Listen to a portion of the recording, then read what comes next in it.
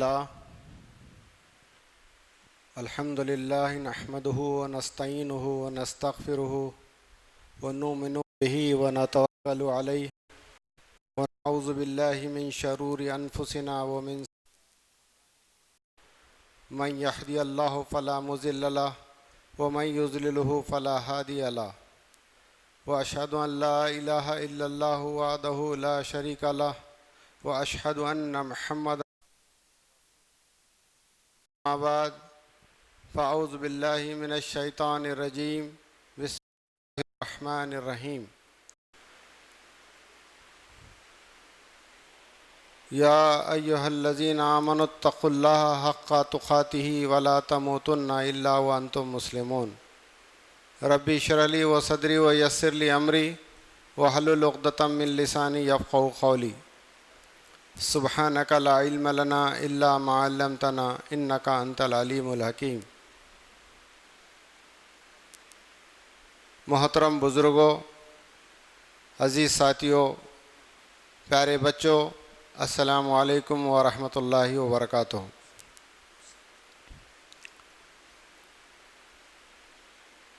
ماہ رمضان المبارک ہم سے رخصت ہوئے ایک ہفتے کا وقت گزرا ہے۔ ہم شوال کے پہلے جمعہ میں جمع ہیں۔ اصل میں یہ جو مہینہ ہم سے رخصت ہوا، ایک بات ذہن میں رکھیے، رمضان رخصت ہوا ہے، اسلام رخصت نہیں ہوا۔ اور دنیا کا یہ دستور ہے، میں اور آپ اچھی طرح جانتے ہیں،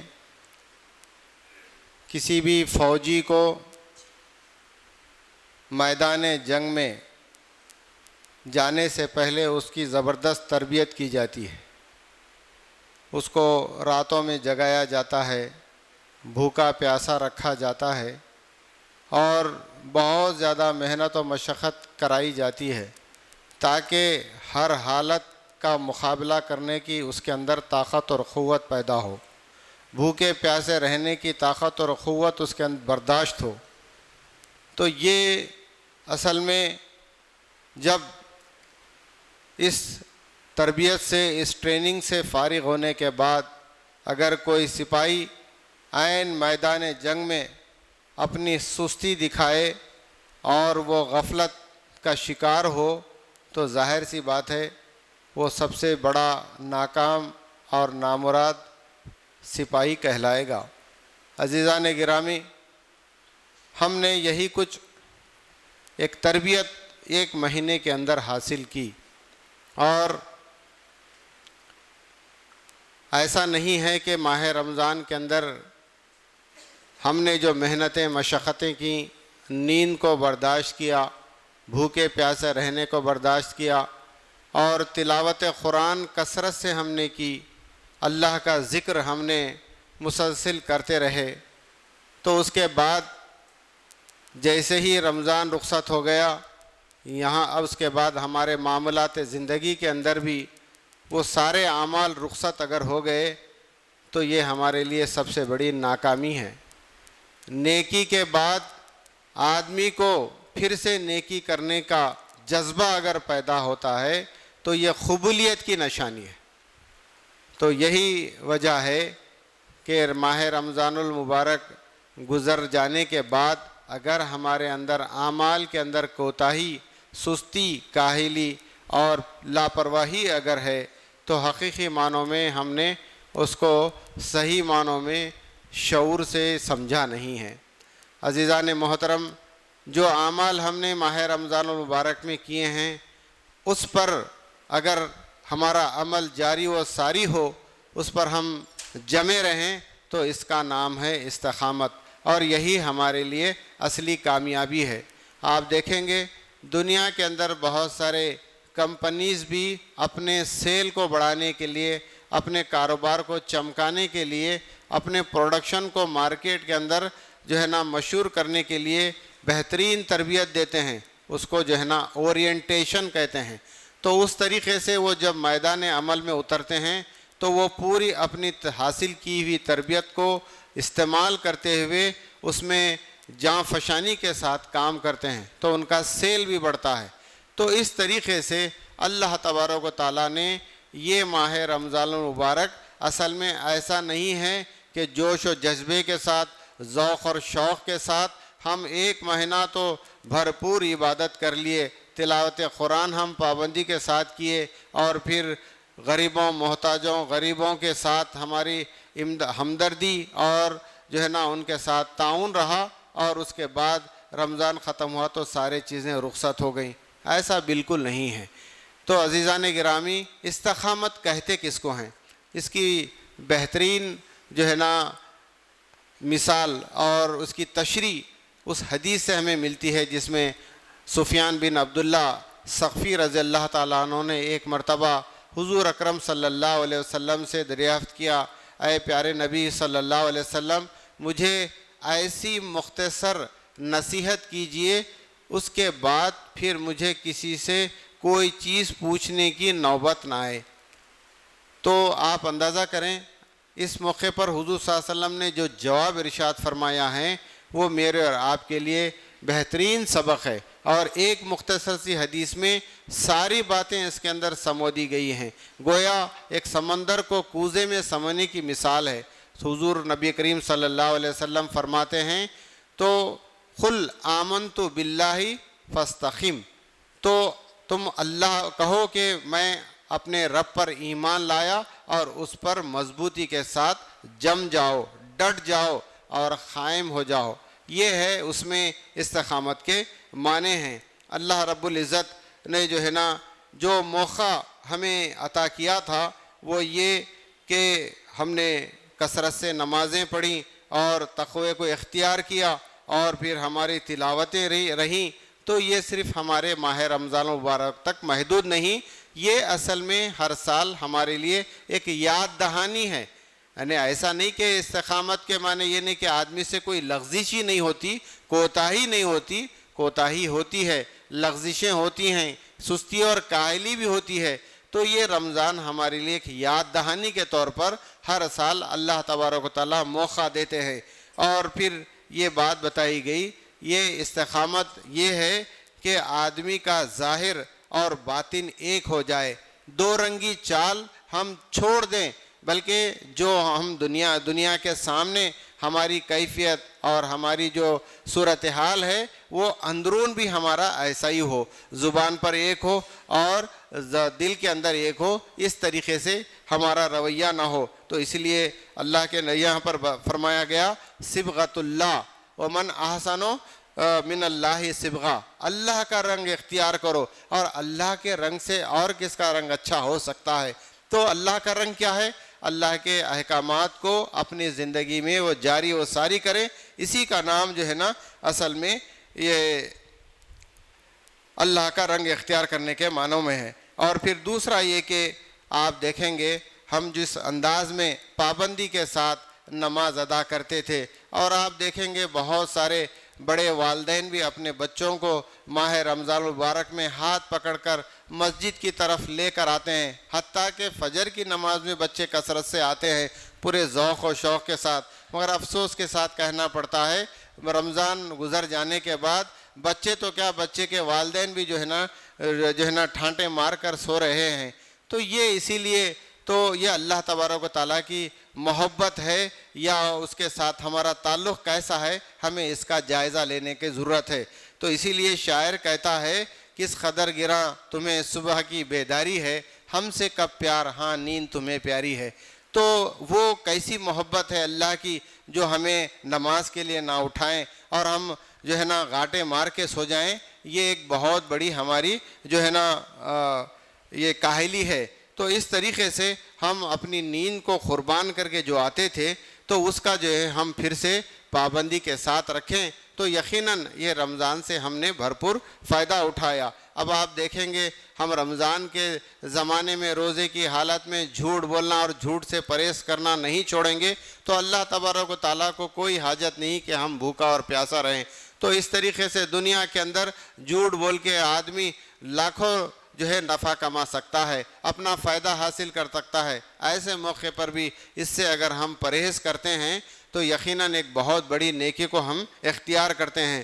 اور آج کے پرفتن دور میں آپ کو ہر طرف گمراہیاں ہیں، گناہوں کا ماحول ہے، اور بطور خاص اب تو ایسا نہیں کہ کھلے بندوں آدمی کوئی گناہ کر رہا ہو، میرے اور آپ کے ہاتھ میں بچے کیا بوڑھے کیا جوان سب کے ہاتھ میں موبائل ہے، وہاں اس کے اندر فحش ہے، منکرات ہے، نیوڈیٹی ہے، اور کتنی ایسے غلط جو ہے نا فحاشی کے جو ہے چیزیں ہیں، وہاں پر آپ کو دعوت دیتے ہیں۔ ایسے موقع پر اپنے آپ کو بچانا اور ان چیزوں سے اپنے آپ کو محفوظ رکھنا انتہائی ضروری ہے۔ تو یہ جس طریقے سے ہم نے رمضان میں گناہ سے اپنے آپ کو دور رکھا اور اپنے آپ کو جو ہے نا پاکیزہ صاف ستھرا زندگی گزارنے کی تربیت حاصل کی، اسی تربیت کو جو ہے نا ہم دیگر مہینوں میں کنٹینیو کرنا ضروری ہے۔ اور حالات بدل سکتے ہیں، موسم بھی بدل سکتے ہیں، اور زندگی کے شب و روز بدلتے ہیں، لیکن اللہ تبارک و تعالیٰ سے ہمارا جو رشتہ ہے اور اللہ کی بندگی کا وہ ایسا ہے کہ رمضان میں جس طریقے سے ہم نے رو کے دعائیں کی تھیں اور گڑ گڑا کر ہم نے خدا سے مانگا تھا، وہ رشتہ باقی و ساخی رہے، وہ کبھی ٹوٹنے نہ پائے۔ تو یہ ہے اصل میں استقامت کے معنی ہیں کہ آدمی عمل پر مضبوطی کے ساتھ جمع رہے۔ اور اسی لیے حضور اکرم صلی اللہ علیہ وسلم نے جو بہت پیاری حدیث جو بات بتائی گئی کہ تم کہو میرا رب اللہ ہے اور اس پر جمے رہو۔ حضرت عمر بن خطاب رضی اللہ تعالیٰ عنہ ایک مرتبہ جمعہ کے موقع پر آپ نے جو ہے نا یہ ارشاد فرمایا، استقامت یہ ہے کہ بندہ اللہ تبارک و تعالیٰ کے ساتھ اپنے رشتے کو مضبوط رکھے، لومڑیوں کی چال نہ چلے، کبھی ادھر کبھی ادھر، اس طریقے سے ہمارے اندر بے ربطی، بے رنگی، بے ڈھنگی جو ہے نا پیدا نہ ہو، بلکہ جو ذوق و شوق کے ساتھ ماہ رمضان المبارک میں ہم نے جو ہے نا جو اعمال کیے ہیں اس پر ہم بالکل اب کاربند رہیں، تو یہ اصل میں ہماری استقامت ہے، یہ مضبوطی کے ساتھ جمع رہنے کی بات ہے۔ ایسا نہیں ہے کہ اللہ تبارک و تعالیٰ صرف دعائیں ہماری رمضان میں سنتا ہے اور رمضان کے بعد شوال میں پتہ نہیں وہ بھی جا کے کہیں بیٹھتا ہے۔ ایسا عقیدہ اگر ہے تو اپنے ایمان کی خیر منانی چاہیے۔ جو اللہ ہمارے آنسوؤں کو، بہتے ہوئے آنسوؤں کو رمضان میں سنا ہے، ہماری دعاؤں کو سنا ہے، وہی اللہ ہر وقت ہر حال میں کیا فرمایا گیا کہ اللہ تبارک و تعالیٰ ہمارے شعرک سے بھی قریب ہے۔ تو اس لحاظ سے ہمیں اس کا جو ہے نا پاس و لحاظ رکھنا چاہیے۔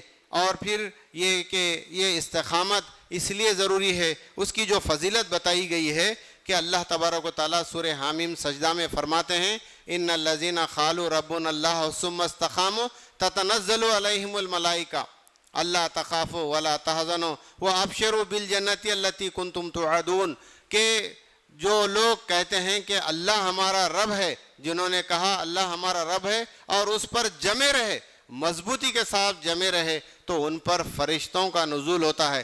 بعض مفسرین نے یہ تک کہا ہے کہ قریب الموت میں، موت کے وقت میں اور خبر میں اور میدان حشر میں بھی فرشتوں کا جو ہے نا ساتھ ان کا ہوتا ہے، موت ان کے لیے آسان بنا دی جاتی ہے۔ جو لوگ ہمیشہ ایمان کی حالت میں رہتے ہیں اور ایمان کے ساتھ ان کی زندگی کا خاتمہ ہوتا ہے، فرشتے ان کی جو ہے نا موت میں آسانی پیدا کرتے ہیں اور خبر میں بھی ان کے ساتھی ہوتے ہیں۔ اسی لیے فرمایا گیا، نحن اولیاءکم فی الحیات الدنیا وفی الآخرہ، ہم دنیا میں بھی ان کے بہترین ساتھی ہیں اور آخرت میں بھی ان کے ساتھی ہیں۔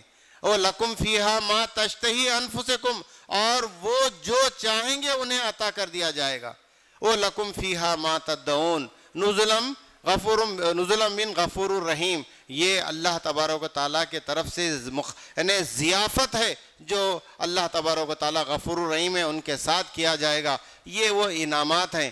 دنیا کے اندر رنج ہے، غم ہے، پریشانی ہے، فکر ہے، آدمی کڑتا ہے، میری اولاد کا کیا ہوگا، میرے جو ہے نا بچوں کا کیا ہوگا، میری جو ہے نا روزی کا کیا ہوگا، میری اپنی بیماری مجھے لاحق ہے اس کا کیا ہوگا، بہت زیادہ فکر مند ہے۔ تو یہاں یہ بتایا گیا جو اہل ایمان جو ایمان کے ساتھ نیک عمل صالح کرتے ہیں، مضبوطی کے ساتھ جمے رہتے ہیں، جن کا تعلق اللہ تبارک و تعالیٰ سے مضبوط ہوتا ہے، ہر حال میں چاہے وہ خوشحال ہوں کہ بدحال ہوں، پریشان ہو کہ خوش ہوں، ہر حال میں اللہ تبارک و تعالیٰ ان کے دلوں کے اندر سکون اور اطمینان عطا فرماتا ہے۔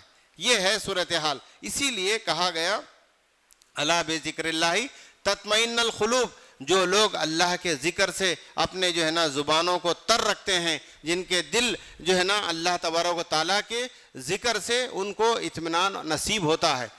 تو اس لحاظ سے ضروری ہے کہ ہر حال میں ہم ان چیزوں کا جو ہے نا پورا پاس و لحاظ رکھیں۔ اور پھر فرمایا گیا اس کی ضرورت کیوں ہے؟ اس کی ضرورت یہ ہے، استقامت اس لیے ضروری ہے کہ رمضان میں آپ نے سنا ہوگا اللہ تبارک و تعالیٰ حدیث میں آتا ہے کہ شیاطین کو جکڑ کر رکھ دیتے ہیں اور جہنم کے دروازے بند کر دیے جاتے ہیں، جنت کے دروازے کھول دیے جاتے ہیں۔ اور پھر اب چونکہ شیطان آزاد ہوا ہے تو وہ شیطان جیسے ہی آزاد ہوا ہمارا دشمن جو ہے نا کھل گیا ہے اور ہمیں وسوسے ڈالتا ہے، بہکاتا ہے۔ اسی لیے فرمایا گیا لا تتبعوا خطوات الشیطان انہ لکم عدو مبین، وہ تمہارا کھلا دشمن ہے، شیطان کے نقش قدم پر نہ چلو۔ کیا ہے نقش قدم؟ وہی جو اللہ کے اس کے رسول کے احکامات کے خلاف اگر ہماری زندگی گزر رہی ہے تو یہی اصل میں خطوات شیطان ہے، فٹ اسٹیپس آف شیطان۔ تو اس کے حساب سے اگر آپ چلیں گے تو اس کا تو کام کیا ہے؟ فَإِنَّهُ کیا ہے؟ یامر بالفحشاء والمنکر، اور یقیناً جو لوگ من یتبع خطوات الشیطان، اس کے اندر کہا گیا جو شیطان کے نقش قدم پر چلتا ہے تو وہ تو تمہیں فحش اور منکر کی طرف دعوت دیتا ہے۔ تو کیسے دعوت دیتا ہے؟ وہ انسان کی شکل میں آ کر نہیں، بلکہ ایسے وسوسے ڈالتا ہے، گناہوں کو، بہت ساری خرابیوں کو ایسے خوشنما بنا کر پیش کرتا ہے۔ ارے یہ تو کیا چھوٹا معاملہ ہے، چھوٹی برائی کو آدمی انگیز کر جاتا ہے تو بڑی بڑی برائیاں بھی کرنا اس کے لیے آسان بن جاتا ہے۔ تو اس طریقے سے آپ دیکھیں گے بہت سارے جو ہے نا حالات اور واقعات کو ایسے پیش کیا جاتا ہے، ایسے وسوسے اور ایسے خیالات آتے ہیں، آدمی گناہ کے اندر ملوث ہوتا ہے، اس کا احساس تک نہیں ہوتا۔ حدیث میں آتا ہے شیطان خون کے رگوں میں، یعنی انسانی جسم کے رگوں میں جس طرح خون دوڑتا ہے اس تیز رفتاری کے ساتھ ہمارے جسم کے اندر دوڑتا ہے، اس کا آدمی کو احساس نہیں ہوتا۔ تو اس لحاظ سے یہ بات بتائی گئی کہ اللہ تبارک و تعالیٰ جو نیکوکاری کی زندگی گزارتے ہیں ان کے لیے کسی قسم کا اللہ تخافوا ولا تحزنوا کہ فرمایا گیا ان کے لیے کسی قسم کا غم اور جو ہے نا پریشانی نہیں ہوتی۔ تو یہ بہت بڑا اطمینان حاصل ہوتا ہے۔ اور پھر اس کے لیے جو ہے نا ہمیں کیا کرنا چاہیے؟ اللہ تبارک و تعالیٰ کو پسندیدہ عمل کون سا ہے؟ پسندیدہ عمل یہ ہے کہ ہم چاہے وہ چھوٹا کام کریں، حدیث میں آتا ہے اگرچہ کہ تمہارا عمل مختصر ہو لیکن مسلسل ہو۔ یہ ایک رمضان آیا، خوب نمازیں پڑھے، خوب تلاوت قرآن ہوئی، خوب جو ہے نا روزہ ذکر و اذکار ہوئے، اس کے بعد اب ہمیں 11 مہینے تک چھٹی۔ یہ اصل میں دین کی کم فہمی ہے، بلکہ میں کہتا ہوں دین کا صحیح معنوں میں ہمیں شعور نہیں ہے۔ رمضان اس لیے نہیں آتا کہ جیسے خوب کھاتے نا، خوب ہمہ قسم کی ڈشز کھاتے، سیر ہو کر ایسے، بعض لوگ تو الٹا رمضان میں موٹے ہوتے ہیں۔ وہ کیوں ہوتے ہیں معلوم ہے؟ وہ یہ 2 ٹائم ہی نہیں کھاتے بلکہ رات کے 2 بجے تک چلتے رہتا کھانا ان کا، اور گھروں میں الگ ڈشز، باہر الگ ڈشز، اور نمازیں بھی الحمدللہ بہت اچھا ماحول ہے، کوئی نماز ہماری چھوٹتی نہیں، اور بعض جماعت ہم نماز پڑھتے ہیں۔ اور پھر بچوں کو بھی آپ دیکھیں گے تھوڑی سی تاخیر میں مسجد کھچاکھچ بھرا ہو جاتی ہے، تو مسجدیں ویراں ہیں کہ کوئی نمازی نہ رہے۔ جیسے ہی شوال آیا تو پھر یہ احکام کہاں چلے گئے؟ کیا نماز ہم سے رخصت ہو گئی؟ کیا ہمیں چھٹی مل گئی؟ ایسا ہرگز نہیں ہے۔ یہ ایک ہماری بہت بڑی جو ہے نا اسلامی احکامات کی ناسمجھی کی جو ہے کیفیت کا نام ہے۔ تو اس طریقے سے ہمیں ضروری ہے کہ اس کے اثرات کو اگر ہم باقی رکھنا چاہتے ہیں اور پھر ہم چاہتے ہیں کہ ایک مسلمان کی زندگی ہم گزاریں، ہمارا خاتمہ بالخیر ہو، تو وہ یہ ہے کہ نماز سے ہمارا رشتہ پھر مضبوط ہو۔ ہم جس طریقے سے ذوق و شوق کے ساتھ 5 وقت نماز کو آتے تھے، اب بھی اسی طریقے سے نماز کو آنے والے بنے۔ میں اسی لیے بتایا نا ابتدا میں، رمضان رخصت ہوا ہے، اسلام رخصت نہیں ہوا ہے نا؟ اللہ وہی ہے جس کی ہم عبادت کرتے ہیں، جس کے سامنے ہم رو رو کر گڑگڑاتے ہیں، مغفرت طلب کرتے ہیں، اور وہی اللہ کے احکام ہیں کہ ہم کو جو ہے نا پابندی کے ساتھ 5 وقت نماز پڑھنی ہے۔ اس میں کسی قسم کی رخصت نہیں ہے۔ آپ جو ہے نا کمزور ہیں، بیٹھ کر نماز پڑھیے، آپ بیمار ہیں چاہے تو لیٹ کر نماز پڑھیے، لیکن کہیں آپ کو رخصتی کا حکم نہیں دیا گیا۔ ہم جس طریقے سے پابندی کے ساتھ آتے تھے وہی پابندی ہمارے اندر پھر سے ہونی چاہیے۔ اور پھر دوسرا یہ کہ ہم نیک اور صالح صحبت حاصل کریں۔ اب آپ دیکھیں گے، اس سے پہلے بھی میں نے مثال دیا تھا آپ کو کہ اگر آپ کسی نیک اور صالح انسان کے ساتھ دوستی رکھتے ہیں، ویسے ماحول میں رہتے ہیں، تو نیکیوں کی ترغیب ہوتی ہے، نیکیوں کی طرف ہماری رغبت ہوتی ہے، اور جس ماحول میں آدمی بیٹھتا ہے اسی ماحول، تو اسی لیے فرمایا گیا اللہ تبارک و تعالیٰ کل قیامت میں اس شخص کو اسی کے ساتھ اٹھائے گا جس سے اس کی جو ہے محبت تھی، جس سے اس کی دوستی تھی۔ تو اس لحاظ سے ہم جو ہے نا اپنے دوستی اور یاری اور ملنا جلنا ہم نیک اور صالح لوگوں سے رکھیں، تاکہ ہمارے اندر بھی نیک اعمال کرنے کا جذبہ جو ہے نا باقی و ساقی رہے۔ اور پھر اس سلسلے میں آخری بات یہ ہے کہ ہم جو ہے اللہ سے برابر دعا کرتے رہیں۔ جو کیفیت ہماری رمضان کے اندر تھی، جو شوق اور ذوق تھا، نمازیں پڑھنے کا شوق، تلاوت قرآن کا شوق، ذکر الہی کا شوق، اور پھر اخلاق و کردار کا ایک بہترین نمونہ ہم رمضان کے اندر ہر روزے دار، ہر مسلمان کے اندر دیکھتے ہیں، وہ کیفیت کو ہم باقی و ساقی رکھیں، اور پھر اللہ سے دعا کریں۔ اس لیے کہ میں نے بتایا نا کہ شیطان کھلا دشمن ہے، کبھی بھی ہمیں وسوسے ڈال کر انسان نہ چاہتے ہوئے بھی برائی کی طرف لپکتا ہے۔ تو اللہ تبارک و تعالیٰ سے دعا کریں، وہ دعا یہ کہ یا مقلب القلوب ثبت قلبی علی دینک، اے دلوں کو پھیرنے والے میرے دلوں کو بھی جو ہے نا اپنے دین پر قائم رکھ۔ آج قائم کیوں نہیں ہے؟ کیوں نمازوں سے غافل ہیں؟ اسی لیے ہم یہ دعا کرنا ہے، اے میرے پروردگار، جس طریقے سے ہم نے پورے دلچسپی کے ساتھ نمازوں کا اہتمام کیا، تلاوت قرآن کا اہتمام کیا، اور ہماری زبان سے گالی گلوچ نہیں نکلی، جھوٹ سے ہم نے پرہیز کیا، اور بے معنی سے ہم نے اپنے آپ کو دور رکھا، اور اپنے رشتہ داروں سے، والدین سے اور اڑوس پڑوس سے بہترین حسن سلوک ہم نے کیا۔ ایسا معلوم ہوتا ہے رمضان میں ہر روزدار کو آپ دیکھیں گے وہ جو کیفیت ہے اخلاق و کردار کی، وہ اگر عام دنوں میں بھی باقی و ساقی رہے تو آپ اندازہ کریں کہ ہماری سوسائٹی کے اندر کتنا بڑا چینج آئے گا، کتنا بڑا ریولوشن آئے گا، کتنا بڑا انقلاب آئے گا۔ تو یہ سوچ و فکر ہمارے اندر ہونی چاہیے۔ اسی لیے اللہ سے ہم، اور پھر آپ کو معلوم ہونا چاہیے دعا هو العبادہ کہا ہے، دعا ہی اصل میں ہمارے لیے ایک عبادت ہے۔ دعا اللہ سے، اور تقدیر کو کوئی چیز نہیں بدلتی سوائے دعا کے۔ اللہ سے آپ گڑ گڑا کر، اب آپ بعض لوگوں کو عجیب و غریب ہے منطق، وہ یہ کہ ہمارے قسمت میں سے ایسا ہوگا، آپ کی قسمت میں کیا ہے آپ کو کیسا معلوم؟ آپ کی تقدیر میں کیا لکھا ہوا ہے آپ کو کیسا معلوم؟ اس کا علم تو صرف اللہ تبارک و تعالیٰ کو ہے۔ ایسا ہرگز مت بولیے۔ تقدیر کو اگر کوئی چیز بدل سکتی، لکھنے والے اللہ تعالیٰ ہی ہیں تقدیر، لیکن تقدیر کو کوئی چیز بدل سکتی ہے تو وہ دعا ہے۔ اللہ سے ہمیشہ یہ دعا کریں، مالک جب تک دنیا میں ہمیں زندہ رکھ، اسلام پر زندہ رکھ۔ ہاں وہ من احییتہ منا فہی الاسلام۔ تو اگر اللہ تبارک و تعالیٰ سے یہ دعا کریں کہ میرا خاتمہ بالخیر ہو جائے، ایمان کے ساتھ ہم دنیا سے رخصت ہو جائیں، زندگی کا کوئی بھروسہ نہیں، تو اس طریقے سے یہ باتوں کو آپ ذہن میں رکھیں اور استقامت کے ساتھ جمے رہیں۔ دنیا کے اندر بہت سارے نشیب و فراز آتے ہیں، خوشحالی اور بدحالی آتی ہے، اور بہت ساری برائیاں ہمیں دعوت دیتی ہیں کہ برائی کی طرف۔ ایسے وقت میں اپنے دامن کو پاک رکھیں اور پاکیزہ اور مطہرہ زندگی گزاریں، تو یہی اصل میں ایک مسلمان کی کامیاب زندگی ہے۔ عزیزان گرامی، آپ کو معلوم ہونا چاہیے، حدیث میں آتا ہے، نبی صلی اللہ علیہ وسلم فرماتے ہیں کلکم راعن، یعنی وہ کلکم راعن و کلکم مسئول عن رعیتہ، ہر شخص نگہبان ہے، ذمہ دار ہے، اس کی ذمہ داری کے بارے میں اس پہ باس پرس کی جائے گی۔ آپ اگر والد ہیں، آپ کے بچوں کے بارے میں، آپ کے بیوی کے بارے میں آپ سے سوال کیا جائے گا، کیا آپ نے انہیں جو ہے نا دین کی باتیں بتائیں، انہیں دین پر عمل کرنے سے جو ہے نا ابھارا، ان کو کیا برائیوں سے انہیں روکنے کی کوشش کی؟ ہر انسان ذمہ دار ہے۔ یہ مت سوچئے کہ خالی جماعتیں جو کام کر رہی ہیں وہی ذمہ دار ہیں، ان کو ذمہ داری دے دیں ہم ٹھیکہ، انہوں سب کر لیتے ہیں، یہ ہرگز نہیں ہے۔